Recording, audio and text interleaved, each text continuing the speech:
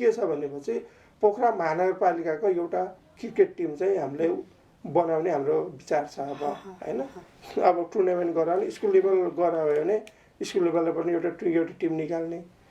club level गरिरहेको छ हाम्रो क्लब लेभल पनि एउटा पोखरा महानगरपालिकाको एउटा टिम निकाल्ने र यो टिमलाई चाहिँ अहिले के कुरा केन्द्रमा क्यानमा के कुरा चलिरहेको छ भनेपछि सुन्नमा आएकोमा चाहिँ अब अन्तर महानगरपालिका कप जो नेपालभरको 6वटा महानगरपालिकाहरू छ त्यो अन्तर महानगरपालिका कप भनेर यो पालिकाहरूको टिम बिच चाहिँ एउटा काठमाडौँमा ठुलो टुर्नामेन्ट गर्ने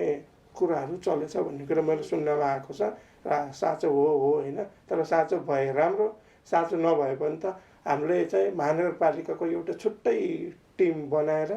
मेयर साहबसँग भेट्न लिएर गएर फोटो खिचाएर ल पोखरा महानगरपालिकाको पनि अब क्रिकेट टिम छ ल यो पोखरा महानगरपालिकाको अब एउटा मैत्रीपूर्ण सम्बन्धको लागि भए पनि भरतपुर महानगरपालिकासँग गएर एउटा फ्रेन्डसिप सिरिज खेल्ने, काठमाडौँ महानगरपालिकासँग गएर फ्रेन्डसिप सिरिज गर्ने, वीरगञ्ज महानगरपालिका विराटनगर यसरी हामी यसरी गयो भने चाहिँ कस्तो हुन्छ भनेपछि